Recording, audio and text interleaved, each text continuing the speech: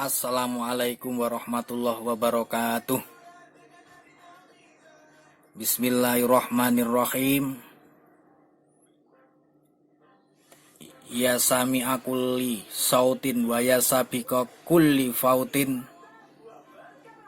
wa ya kasiyal aizami lahman wa munsyiraha ba'dal maut. As'aluka bi asma'ikal aizami wa bi ismikal akbaril mahzunil maknunil ladzi lam yattali' alaihi ahadun minal makhluqin. Ya haliman za'anatin la yuqaddaru ala anatihi ya zal ma'rufil ladzi la yanqati'u ma'rufuhu abadan wala tuhsalahu adadan farid anni. Bismillahirrahmanirrahim. Ya sami'a kulli sautin wa ya sabiqa kulli fautin wa ya kasiyal aizami lahman wa munsyiraha ba'dal maut. As'aluka bi asma'ikal aizami wa bi ismikal akbaril mahzunil maknunil ladzi lam yattali alaihi ahadun minal makhluqin. Ya haliman za'anatin la yuqaddaru ala anatih ya dzal ma'rufil ladzi la yanqati'u ma'rufuhu abadan wa la tuhsalahu adadan farid anni. Bismillahirrahmanirrahim. Ya sami'a kulli sautin wa ya sabiqa kulli fautin wa ya kasiyal aizami lahman wa munsyiraha ba'dal maut.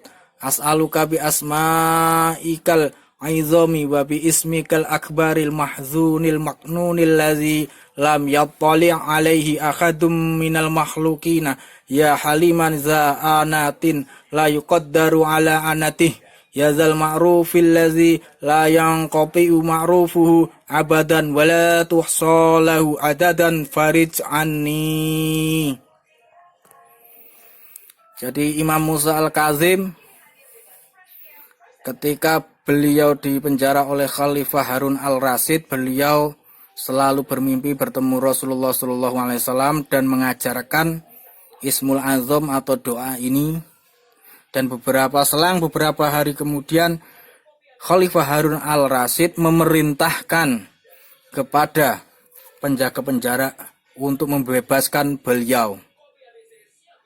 Karena beliau mimpi didatangi orang yang menyeramkan dan ingin membunuh beliau. Akhirnya Imam Musa Al-Kazim dikeluarkan dari penjara dan beliau diberi hadiah 130.000 dirham.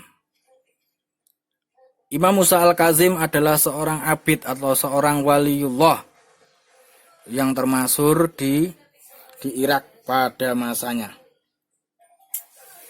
Jadi amalan beliau salah satunya adalah ini, ya sami'a kulli sautin wa ya sabiqa kulli fautin, sampai akhir.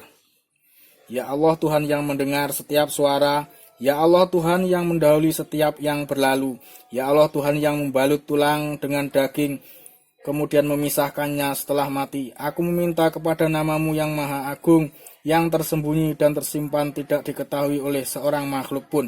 Ya Allah Tuhan yang maha kasih sayang, tidak terbatas kasih sayangmu. Ya Allah Tuhan yang mempunyai kebaikan, tidak terputus kebaikanmu selama-lamanya dan tidak terhitung banyaknya. Semoga kiranya Engkau selamatkan aku. Siapakah sebenarnya Imam Musa Al-Kazim? Mari kita bahas. Salam bingit, tetap bersama Mbah Bayu Bodronoyo alias Bayu Art Metafisika di channel Samudra Misteri. Jadi Imam Musa Al-Kazim ini hidup sezaman di masa kekhalifahan Harun Al-Rasyid. Beliau sering dipenjarakan oleh Khalifah Harun Al-Rasyid karena sering menentang kebijakan dari Khalifah Harun Al-Rasyid. Jadi Imam Musa Al-Kazim ini sangat dikenal oleh penduduk Irak dalam perkara terkabulnya hajat atau terkabulnya doa. Karena dia adalah seorang abid atau ahli ibadah atau seorang waliullah pada masanya. Dan beliau termasuk ulama besar dan yang dermawan. Pada suatu ketika Al-Rasyid, Khalifah Harun Al-Rasyid bertanya kepadanya, "Kamu mengaku sebagai anak keturunan Rasulullah, padahal kamu adalah anak keturunan Ali." Lantas Imam Musa membaca ayat 84 dan 85 dari surat Al-An'am dan kepada sebagian dari keturunannya Nuh, yaitu Daud, Sulaiman, Ayub, Yusuf, Musa, dan Harun. Demikianlah kami memberi balasan kepada orang-orang yang berbuat baik. Dan Zakaria, Yahya, Isa, dan Ilyas. Dan seterusnya ila akhiri ayat. Imam Musa Al-Kazim mendapat gelar Al-Kazim karena sangat pemaaf dan penyantun. Di antara karomah-karomahnya atau keramat-keramatnya adalah ketika beliau menunaikan ibadah haji, yaitu seseorang bernama Ibnul Jauzi dan Al-Ramharmuzi dari Syakik Al-Balkhi. Suatu ketika Syakik berangkat naik haji di Qadisiyah, ia melihat Imam Musa terpisah dari rombongannya. Lalu Syakik berkata dalam hatinya, "Ini pemuda dari golongan sufi hendak menjadi beban atas orang-orang. Aku akan menegurnya." Kemudian pergilah ia menemui Musa Al-Kazim. Lalu Musa berkata kepadanya, "Hei Syakik, jauhilah berprasangka karena kebanyakan prasangka itu mendatangkan dosa."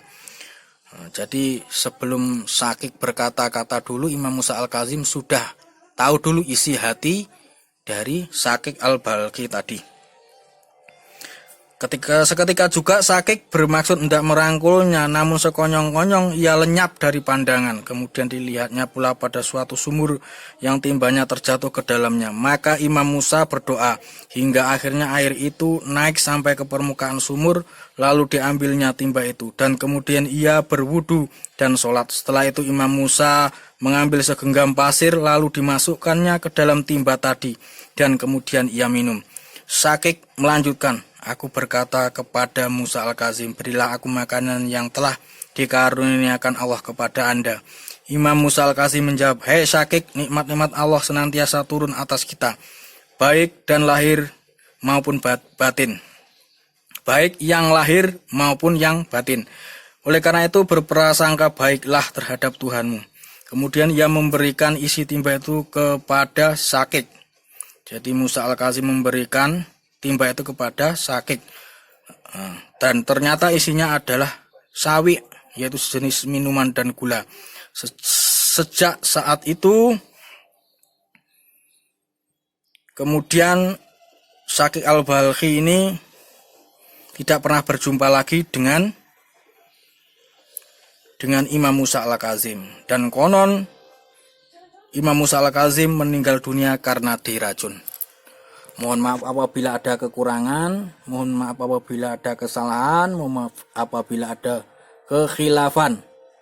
Kita akhiri dengan doa kafaratul majlis agar kekhilafan kita, kekurangan kita dalam membahas bab ini diampuni oleh Allah Subhanahu wa taala.